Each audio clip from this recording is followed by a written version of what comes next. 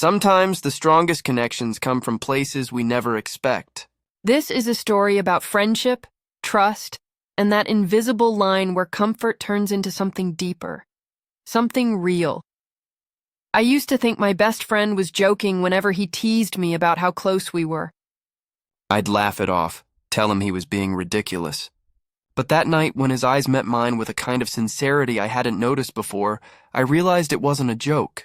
And from that moment, everything between us started to feel different. Friendship is a strange thing. It grows quietly, without you even realizing it, until one day you look back and see how much space it has taken in your life. For me, that person was Alex.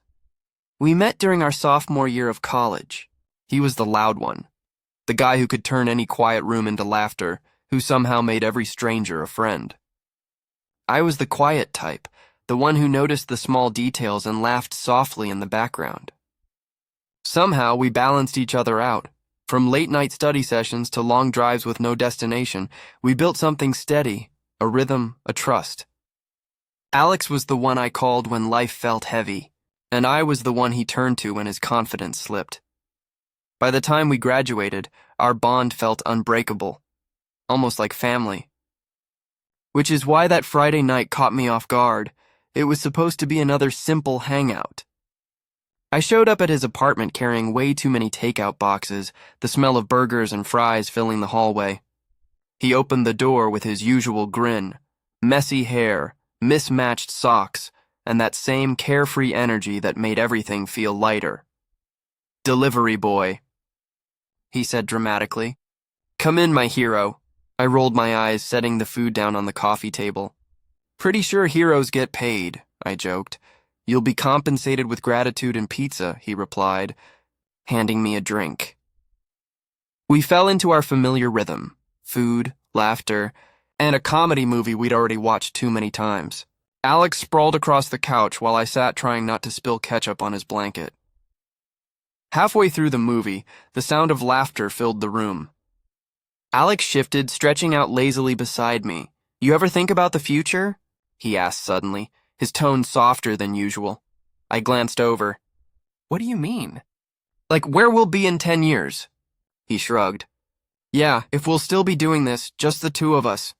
Maybe we should make a pact," I laughed. "A pact? For what?" he smiled.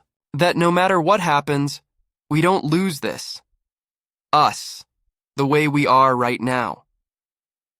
I didn't realize it then, but that simple promise would end up meaning more than either of us could have imagined. "A pact?" I repeated, half laughing. He nodded. "Yeah, that we'll end up together someday. You know, as backup." I froze. The words lingered in the air like smoke. He was smiling, eyes playful, but there was something else there. A flicker of honesty he couldn't quite hide. I forced a laugh and tossed a pillow at him. "You're ridiculous," he caught it easily, still smirking. "I'm just saying, we already know each other better than anyone. Why waste time with strangers when we could just stick together?" My chest tightened, though I kept my tone light. "Alex, you've had too much beer." "Maybe," he said with a shrug, turning back to the TV, but he didn't laugh this time. And in that quiet, I realized my heart was racing. That night when I got home, sleep wouldn't come. I lay staring at the ceiling, his words looping in my mind. We could just be each other's person. I tried to tell myself it was just another joke, but the way his smile had wavered, the way his eyes had softened, it didn't feel like one. And the truth I didn't want to admit was that I didn't want it to be. The next morning, I dragged myself to our usual cafe. Alex was already there, sitting by the window, sipping his latte with that same confident grin. "You look awful," he said as I sat down. "Didn't sleep much," I muttered. He smirked. "What, too busy dreaming about me?" I froze mid-sip. He said it casually, like he always did, but something about it hit differently. Heat crept up my neck and I had to look away. He noticed. For just a second, his grin faded, replaced by something uncertain. I forced a laugh. "You wish." But inside, my chest ached, because maybe, just maybe, he wasn't wrong. The rest of the day went by in pieces. We went grocery shopping, argued about cereal brands, played games until our eyes blurred. It all looked the same from the outside, but every moment felt charged. Every glance, every laugh, every small touch carried a weight it hadn't before. At one point, our hands brushed as we both reached for the same controller. I flinched, not out of discomfort, but from the spark that ran through me. And when I looked up, I realized he'd noticed too. He didn't say anything. His usual smirk faded into something softer, quieter, something I couldn't quite name. That night, as I stood at his door, I hesitated. I wanted to ask if he'd meant what he said, if that pact, that look, had been a joke or something more. But the words wouldn't come. So instead, I just said, "See you tomorrow." He smiled. That same crooked grin I'd seen 100 times before. But for the first time, I realized I no longer knew what always really meant. The days that followed felt different, subtle but unmistakable. I told myself I was imagining it, that I was overthinking one offhand comment. But deep down, I knew better. My body gave it away before my thoughts did. The way my chest tightened when his arm brushed mine. The way my pulse quickened when I caught him looking at me just a little too long. I'd known Alex for years, but suddenly, every small thing about him carried new meaning. His laugh, his voice, even the way he filled the room. By Wednesday, we were back to our usual routine, controllers in hand, locked in a fierce gaming match. Alex leaned forward, focused, tongue pressed to the corner of his mouth as he tried to win. I tried to do the same, but my attention kept drifting to the flicker of TV light on his face, the curve of his smile, the easy rhythm of his movements. I didn't realize how long I'd been staring until he paused the game and looked at me. "Dude, you're distracted," he said, his tone teasing but curious. My throat tightened. "No, I'm not. You're just terrible at this game." He leaned back, smirking. "Uh-huh, sure." But his gaze didn't move away. Steady, quiet, searching. That look made something twist in my chest. I quickly turned back to the screen, fumbling with the controller, trying to act normal.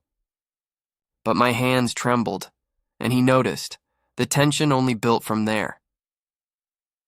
By Friday night, we were back at his place, sharing pizza like always. We sat cross-legged on the floor, laughing, arguing over toppings, acting like everything was the same. But it wasn't. When we both reached for the last slice, our fingers brushed. It should have meant nothing, a simple accident. But the spark that passed between us was undeniable. I froze, staring at our hands, too afraid to move. He didn't pull away either.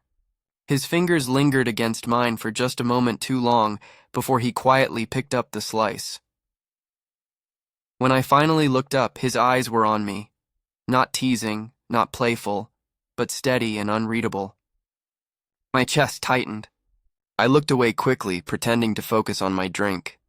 But the silence that filled the room was heavy, charged with something I couldn't bring myself to name. As the movie played softly in the background, Alex shifted closer on the couch. His knee brushed against mine. At first, I told myself it was an accident, but he didn't move. I could feel the warmth radiating between us, a quiet electricity that made it hard to breathe. Still, I forced myself to stay still because deep down I knew, if I acknowledged it, everything would change. After a long pause, his voice broke the silence. "Be honest with me," he said quietly. I turned toward him, startled. "About what?" He hesitated for a moment, his expression unreadable. "Have you ever thought about it?" "About us?" The words hit me like a jolt. My mouth went dry. "About what do you mean?" I asked, my voice barely steady. He didn't look away. His eyes stayed locked on mine, serious, vulnerable, and searching. About being more than just friends. My heartbeat thundered in my chest. I wanted to laugh it off, to make a joke, to erase the tension, but I couldn't. His gaze was too honest, too real. I opened my mouth, but no words came out. "Alex," I whispered. Silence hung between us, fragile, uncertain. For a moment, I thought I saw a flicker of fear in his eyes, Then, just as quickly, he smirked and leaned back. Relax, man. I'm just messing with you. He grabbed the remote and hit play, his focus fixed on the screen like nothing had happened. But I knew. He wasn't joking. And the part that scared me most? Neither was I. The rest of the weekend, his words echoed in my head. Have you ever thought about it? The truth was I had. I just never let myself admit it. Because admitting it meant risking everything. Our friendship, our history, the one person who truly knew me. But once the question had been asked, I couldn't unhear it. I started noticing things I'd ignored before, the way his laugh lit up a room, the way his voice softened when he spoke to me, the way his scent lingered on my hoodie after I borrowed it. I hated how much I noticed. And worse, how much I wanted. By Sunday night, after another long day at his place, I walked home beneath the glow of city lights, lost in thought. Was I imagining it all? Was Alex serious, or was I just seeing what I wanted to see? But deep down, I already knew the truth. There was something between us. Something unspoken. Something real. And whether I liked it or not, it was growing stronger every day. By the next evening, the weather had shifted. Dark clouds gathered over the city, thunder rumbling in the distance like a warning. I'd been at Alex's place all afternoon. He'd asked me to come over to help clean, which mostly meant him sitting on the floor making playlists while I did the actual organizing. By the time the rain began to fall, the apartment was tidier. But my heart? It had never felt more complicated. Looks like you're stuck here tonight, Alex said, peering out the window as lightning flashed across the street. Rain pounded against the glass and the wind howled through the narrow gaps between buildings. I laughed softly, trying to sound casual even as a knot formed in my chest. I can drive in the rain. It's not a big deal. Alex turned toward me, raising an eyebrow. You really want to risk your car just because you don't want to hang out with me a little longer? His voice was light, teasing, but beneath it, I heard something quieter. Hope. I sighed, giving in. Fine, you win. Good, he said, grinning as he pulled 2 blankets from the closet. Guess it's a storm night marathon then. We ended up on the couch, wrapped in blankets, half watching a movie neither of us really cared about. The storm outside roared louder and louder, thunder rolling across the sky, rain hitting the windows like a steady drumbeat. But it wasn't the weather that filled my thoughts. It was him. The quiet way his shoulder brushed mine beneath the blanket. The warmth radiating between us. The soft laugh that always came just a second before mine. Every small moment carried a weight I couldn't ignore. Halfway through the film, the lights flickered. Once, twice, and then went out completely. The screen faded to black. The low hum of the apartment vanished, replaced only by the sound of the storm outside. Well, Alex said after a moment, his tone almost amused. Guess it's just us now. Something in his voice made my heartbeat quicken. I turned toward him, barely able to make out his face in the dim light spilling through the rain-streaked window. His eyes caught the faint glow, steady and unreadable. For a long moment, neither of us spoke. The silence felt heavy, like the air was waiting for something to happen. Alex? I started quietly, unsure what I was even trying to say. He shifted closer. You know, I meant what I said before, my breath caught. The room felt smaller, the world quieter. Before I could respond, he reached out, hesitant, uncertain, and the distance between us disappeared. It wasn't sudden or bold, just honest, like a moment that had been waiting to happen for too long. When we finally pulled back, silence filled the space again. The storm outside crashed against the city, but inside everything felt still. Alex's voice broke through, soft and trembling. Tell me I didn't just mess everything up. My throat tightened, words barely forming. I reached for his hand, holding it firmly. You didn't ruin anything, I said, barely above a whisper. He searched my eyes then, uncertain but hopeful. And for the first time, I didn't look away. You mean that? He asked quietly. I nodded. Yeah, I do. The relief that washed over his face nearly broke me. He leaned forward, resting his forehead gently against mine. "I've wanted to tell you for so long," he admitted, his voice shaking. "I was just scared I'd lose you if I ever said it out loud." My chest tightened as emotion swelled inside me. "You're not going to lose me, Alex, not now. Not ever." For a moment, time stopped. We sat there in silence, foreheads touching, breath steadying, while the storm outside raged on. Yet inside that room there was a calm neither of us had ever known. When he reached for me again, it wasn't uncertain this time. It was real, steady. And in that quiet moment, I knew. Nothing about us would ever be the same. Later, we sat side by side on the couch as the rain tapped softly on the windows. The storm had eased, but neither of us wanted to speak first. Then Alex broke the silence. "I don't want this to be a one-time thing," he said, barely above a whisper. "I don't want you to wake up tomorrow and act like it never happened." I turned toward him, brushing the hair from his eyes. "I don't either." His breath hitched, then he smiled, a real one this time. Not his usual teasing grin, but something raw and honest. And in that smile, I found every answer I'd been too afraid to ask for. That night, as the storm faded and dawn began to paint the sky in soft colors, I realized something that both terrified and thrilled me. Alex wasn't just my best friend anymore. He was something more. Something I had been too afraid to admit I wanted. And now that it was real, I knew there was no going back. The days after that night were complicated. On the surface, nothing changed. We still joked like always, still sent memes at 3 a.m., still argued over which coffee place was better. But underneath, everything felt different. Every glance lingered a second too long. Every touch carried a quiet meaning. Every silence between us seemed to hold words we couldn't say. I couldn't stop thinking about that night. The way he looked at me, the way he held on, as if letting go meant losing something that mattered more than anything. But along with that warmth came fear. What if we'd made a mistake? What if this ruined us? What if one day he decided it had all been too much? So instead of talking about it, we both pretended. Pretended that nothing had changed, even though deep down we both knew it had. A week later, we were walking by the river. The city lights shimmered on the water, flickering like tiny reflections of all the things we couldn't say. The evening air was cool, quiet, and heavy with unspoken tension. We walked in silence, shoulders brushing now and then, until the weight in my chest grew too heavy to carry. "Alex," I said softly.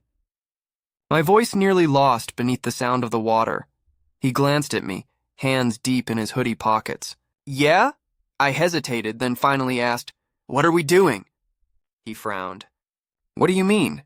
I stopped walking and turned toward him. My heart was pounding so hard it almost hurt. "I mean, us. Are we just friends who crossed a line, or are we something else?" He froze. For a moment I thought he might walk away. But then I kept going, the words tumbling out before I could stop them. "I can't keep pretending nothing happened. I need to know where we stand." The silence that followed felt endless. He looked away, his jaw tight, his chest rising and falling. When he finally spoke, his voice broke. "I've cared about you for years," he said quietly. The world tilted. My breath caught. "Years?" He nodded, eyes fixed on the river instead of me. "Since college, probably. I just never had the courage to say it. You were my best friend, the one person I couldn't risk losing. So I made it a joke. That way if you laughed, I could laugh too." His words hit harder than any storm ever could. And in that moment, I finally saw it.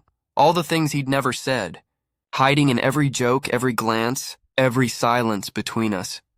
"And if you didn't," he said softly, his voice breaking, "I could just pretend I never meant it." The words hit harder than I expected. My chest ached, my throat tightened.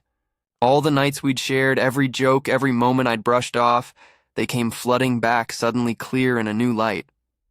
I stepped closer, my hand brushing his. "Alex," he finally looked at me.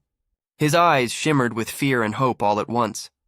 "I was so sure you'd push me away," he whispered. that I'd ruin everything. I shook my head, blinking through the sting of tears. "You idiot," I said quietly. I was scared too. Scared of wanting something I thought I shouldn't. But I can't hide it anymore. I don't want this to be just a joke. I don't want to pretend. The relief that washed over his face nearly broke me. He let out a shaky laugh. Half disbelief, half release, and before I could say another word, he pulled me into his arms. The embrace was trembling, desperate, like years of silence were finally breaking apart.